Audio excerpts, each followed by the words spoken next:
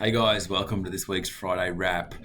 I do apologise, I didn't get them done for the last 2 weeks. I came back from a 6 week break, technology was killing me, thought I was good to go, and then I was busy, and then I was sick. But we are back, normal order is restored.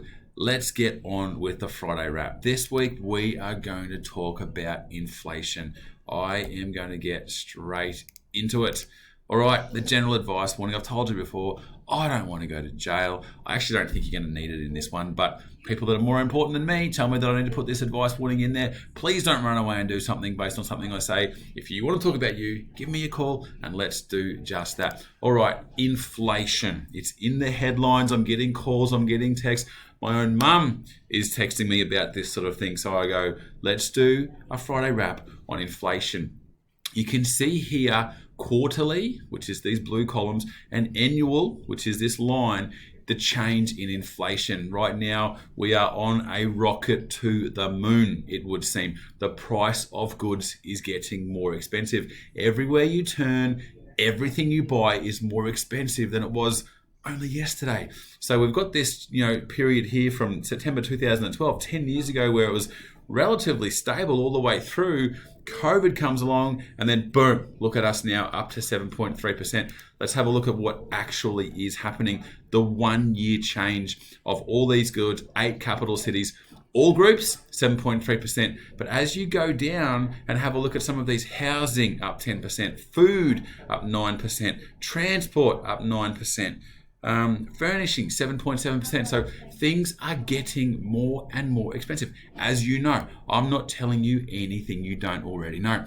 All right, why is inflation bad? Let's say you have $100 in your wallet, okay? You've got cash. If inflation is at 5%, then next year your $100 will only be worth $95. Things have gone up in value by 5%, okay? So what you could buy today for $100, next year those things are going to cost $105. You won't be able to buy it or as many of them. So if you were to have that $100 in your wallet and come back in 2 years, you're only going to be able to buy $90, or it's gone up, 5% and 5% again. And you can see as we go down and down and down, it gets worse and worse and worse. So there's some things that we need to ensure are happening through our whole life that we can make sure that this silent killer is not actually killing us. Let's have a look. First of all, your work. If you have a job, you want to make sure that your income is going up higher than the rate of inflation. If it's not, year by year, you're not able to buy the things that you were the year before because your your income is not going up higher, is not going up as fast as the cost of goods that you are buying. So we need to make sure that what we earn as a wage is growing faster than the cost of goods that we need to buy. Kind of makes sense. All right, so that's for the people that are working. What about the people that are on the pension? Fortunately, every year, twice a year, the age pension is indexed to inflation. So that might be news to some people, and good news, in fact, because you think to yourself, wow, cost of goods is going up. What about these pensioners? They're not going to be able. Well, no, not the case. The inflation figure is what the age pension grows by. So twice a year, age pension is indexed to inflation. So those guys at least are able to buy what they could prior, because the inflation is indexed, or the pension is indexed to inflation. And finally, we want to fight the inflation with our investment. So if we've got surplus funds that we're allocating towards debt reduction or wealth creation, depending on our time frame, you've heard me say it before, if you've got short-term objectives, we need money in term deposits, fixed interest, money in the bank, whatever it is. But if we've got long-term objectives, you do not want to have money in the bank. You imagine if you've got $100,000 and you just put it in the bank, well, the bank is going to give you, say, a 2% return. Even if you put it into a term deposit now, you can get a 4% return, which I actually think is really good considering where we've just come from. But if inflation's at 7%, you are saving yourself backwards. It's the riskiest investment that you can make. So you need to make sure that you're investing in goods that are going up higher than the cost of inflation, or else you're actually going backwards. Let's have a look at a couple of examples. This chart here, I need to explain it to you. This down here is the red. The red is inflation. I've got it here in front of me because it's much easier for me to see. Across the bottom here, we've got a few things.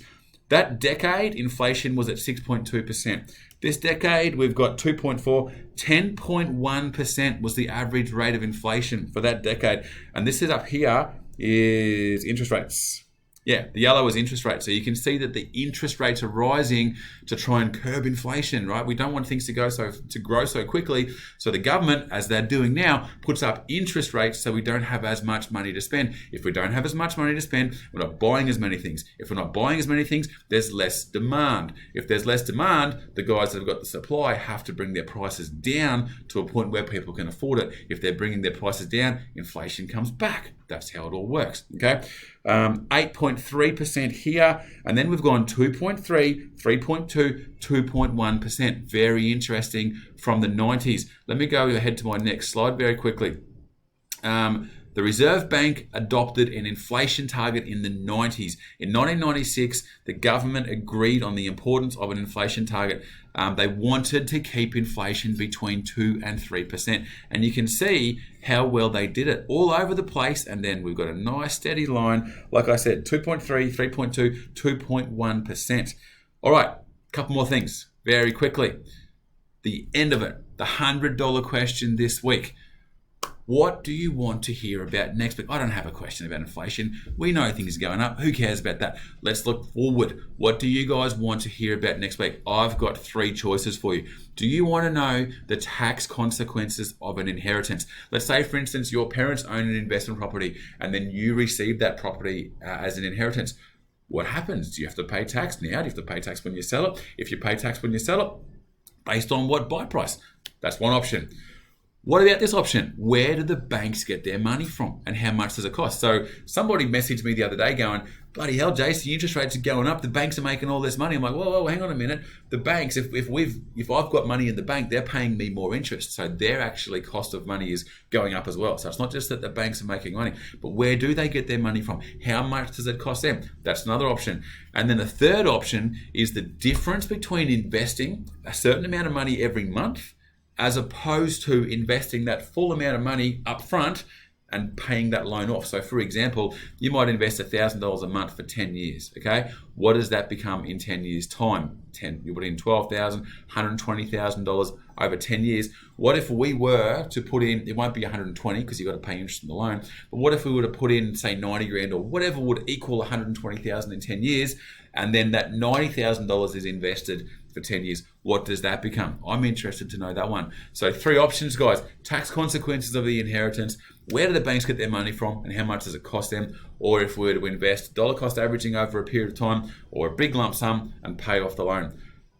Whichever option has the most likes, I guess I'll say, we're going to go with that one next week. Anybody who emails me with their option wins $100. No, that's not right.